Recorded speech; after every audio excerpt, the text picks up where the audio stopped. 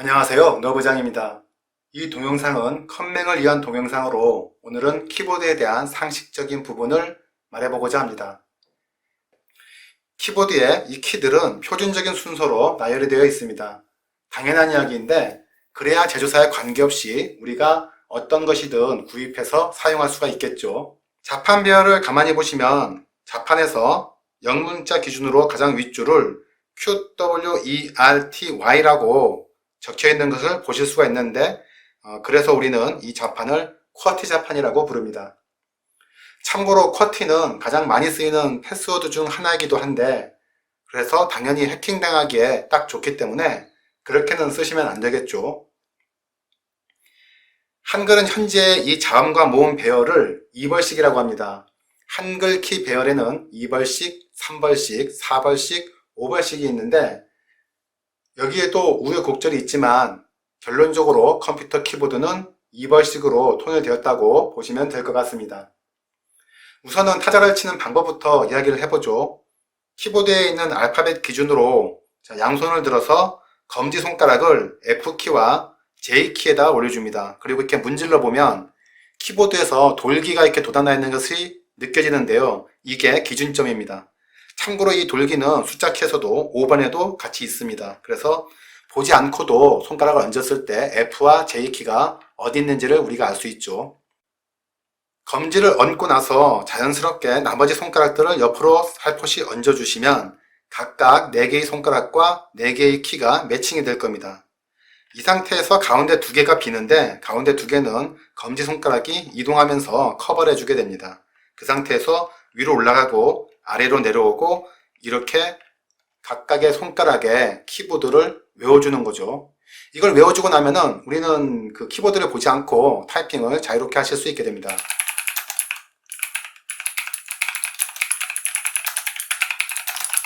뭐 이런 식으로 키보드가 되는 거죠. 가만히 보시면 지금 이 키들은 사선으로 이렇게 배열이 되어 있습니다. 근데 10키, 그러니까 숫자 키는 이렇게 일직선으로 배열이 되어 있고 편집 키들도 일직선으로 배열이 되어 있죠. 방향키도 일직선입니다. 왜 이런 차이가 발생하냐 그러면은 애초에 키보드는 타이프라이터, 즉 타자기로부터 이어져 내려오는 그런 과거를 가지고 있기 때문에 그렇습니다. 왜 그런 차이가 있냐 그러면은 자, 키보드는 우리가 이 키를 누르면은 키 밑에 있는 부품이 이 압력을 전달받아서 컴퓨터로 전달을 해줍니다. 그래서 모니터에 글자가 나타나죠. 하지만 타자기는 이 타자의 키를 누르면 이 밑에 쇠로 된 부품이 길게 위로 이어져 있어 가지고 각각의 헤드에 연결이 되어 있습니다. 그래서 키를 누르면 헤드가 때려 가지고 인쇄가 되는 거죠. 비유를 하자면 피아노하고 비유를 할 수 있습니다. 피아노도 건반을 누르면 피아노 줄이 위에 헤드하고 연결이 돼서 헤드가 소리를 내게 되죠. 그러다 보니까 이게 일렬로 이렇게 서게 되면 그 쇠 부품이 겹쳐서 위로 올라갈 수가 없습니다. 그래서 양옆으로 쭉 펼쳐진, 사선으로 펼쳐진 이런 형태가 되었죠. 사진을 보시다시피 타이프라이터, 타자기는 이 키보드 각 단의 높이 차이가 심하기 때문에 사선으로 비틀어 준 것만으로도 각각의 키들을 배열을 해서 헤더를 한 군데 모아 놓을 수가 있었습니다. 하지만 당시 타자기에는 이런 숫자키라든가 편집키는 없었기 때문에 이런 배열은 없었고 타자기 이후에 전동 타자기라든가 혹은 워드 프로세서 이렇게 거치면서 컴퓨터까지 나왔기 때문에 당시에 타자를 주로 쓰던 사람들을 고스란히 이쪽 고객으로 끌어오기 위해서는 호환성을 제공할 수밖에 없었습니다. 그래서 키보드의 내용이 타자기의 그 키 배열과 같이 된 것이죠. 지금은 타자기를 쳐보신 분이 많지 않을 텐데 키보드는 타자 치던 사람들을 위해서 타자기를 본떠서 만들 수밖에 없었다고 말씀드렸습니다. 하지만 사실은 타자기와 키보드는 당연히 좀 다른 제품이죠. 가장 극명한 부분은 타자기는 타자 칠 때 우리가 키보드를 사용하듯이 이런 식으로 손목을 책상에 붙여서 사용을 하지 않습니다. 피아노를 치는 것처럼 이렇게 손을 들어서 이런 식으로 타이핑을 하게 되죠. 마치 피아노를 치는 것과 같습니다. 더불어서 타자기는 이 타자를 치는 힘으로 인해 가지고 헤드가 움직여서 타이핑을 하기 때문에 굉장히 세게 쳤습니다. 그래서 초기에 타자를 치다가 키보드를 처음 만지는 사람들은 키보드를 굉장히 세게 치는 이렇게 세게 치는 습관들이 있어가지고 키보드 부서진다는 농담도 많이 했죠. 타자를 많이 치는 사람들은 그래서 손가락에 문제가 생기고, 키보드를 많이 치는 사람들은 그래서 손목에 문제가 많이 생깁니다. 이 손목에 문제가 많이 생기는 이유는 손이 이렇게 꺾인 상태에서 타자를 쳐서 그렇죠. 그렇기 때문에 팜 레스트라고 손목 밑에 받치는 길다란 그 액세서리를 파는데요. 그런 것들을 사용해 주시면 굉장히 좋습니다. 왜 손목이 자꾸 이렇게 꺾이는 현상이 나타나냐 그러면은, 우리가 흔히 앉으면은 모니터의 눈 높이를 맞추게 됩니다. 그렇게 세팅을 하면 통상적으로는 의자가 약간 책상 밑으로 많이 내려가게 돼요. 그러다 보니까 손이 이렇게 수평이 되는 게 아니고 이렇게 좀 밑으로 이렇게 꺾인 상태가 됩니다. 초기에 나오던 컴퓨터 책상 기억하시는 분이 있으실지 모르겠는데, 그런 컴퓨터 책상은 책상 상판 밑에 키보드를 넣는 칸이 따로 있어가지고 그 키보드 판을 이렇게 빼내서 그 위에다가 키보드를 얹어놓고 타이핑을 했었죠. 그렇기 때문에 키보드가 책상 상판보다 밑에 있는 그런 효과가 있었는데, 사용이 좀 어렵다 보니까 약간 이렇게 흔들림이 좀 많았거든요. 그래서 지금은 그런 형식의 컴퓨터 책상들은 거의 쓰이지 않는 걸로 보입니다.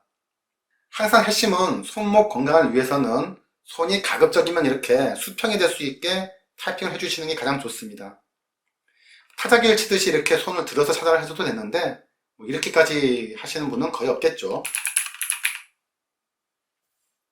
이번에는 키를 좀 보겠습니다. 이 키들도 앞서 이 자판 배열이 타자기하고 연동이 되어 있다고 그랬는데, 이 키보드는 컴퓨터의 발달 과정에 연동이 되어 있습니다. 예를 들어 가지고 여기 있는 스크롤 락키라든가 포즈 브레이크 키는 도스 시절에는 굉장히 유용한 키였지만 지금은 윈도우즈에서는 거의 사용이 안 되고 있습니다. 우측에는 숫자를 입력하고 계산을 할 때 쓰는 나누기라든가 곱하기라든가 여러 가지 기호가 같이 있죠. 넘버 러키도 같이 있습니다. 그래서 숫자 키가 있고요. 그리고 가장 윗줄에는 펑션 키라고 부르는 F1부터 F12까지의 펑션 키가 있습니다.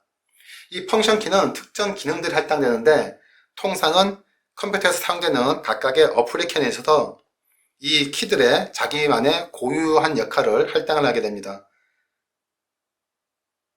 하지만 그 중에서도 이 F1 키만큼은 공통적으로 도움말을 불러내는 데 쓰이기 때문에, 혹시 응용 프로그램을 실행시켰는데 내용을 잘 모르겠다 싶으면 F1 키부터 눌러보시면 좋을 것 같네요. 키보드는 우리가 여기 적혀있는 영문자들은 기본적으로 소문자, 대문자를 Shift 키 또는 캐피탈 락을 통해서 구분을 하게 되고, 한글 자음과 모음은 기본적으로는 여기에 이제 그 밑줄에 써 있는 자음과 모음인데, 된소리라든가 복모음 이런 것들은 Shift 키를 통해서 우리가 쓸 수 있게 됩니다. 펑션 키와 더불어 가지고는 여기에 요즘에는 몇 년 전부터 FN이라고 써 있는 이 키가 하나씩 더 달리기 시작했는데, 이 키는 누른 상태에서 Shift 키하고 똑같죠. 펑션 키를 눌러주면 펑션 키의 밑에 그림에 표시되어 있는 각각의 기능들이 작동하게 됩니다. 뭐 편집 키라든가 방향 키, 그 외에 특수 키들이 많이 있는데, 이런 키들을 전부 다 일일이 설명하자면 동영상이 한없이 길어지기 때문에 일반적인 내용은 여기서 마치도록 하겠습니다. 처음에 손가락별로 키보드들을 다 익히시려면 굉장히 좀 힘이 드시는 경우가 있는데, 일단 이것을 익히고 나면은 뭐 이런 식으로 보지 않고도 손가락이 자동으로 타이핑을 할 수 있게 됩니다. 타이핑을 할 수 있게 됩니다. 지금 책상이 약간 흔들리고 있는데요. 만약에 여기서 키에 대해서 어떤 뭐 궁금증 있는 키가 있으시면은 혹시 댓글 달아주시면 아는 데까지는 저도 댓글을 다시 달아보겠습니다. 자, 오늘은 컴퓨터 관련 시리즈로 만들어보는 동영상으로 키보드에 대한 내용이었습니다. 오늘 동영상은 여기서 마치도록 하겠습니다.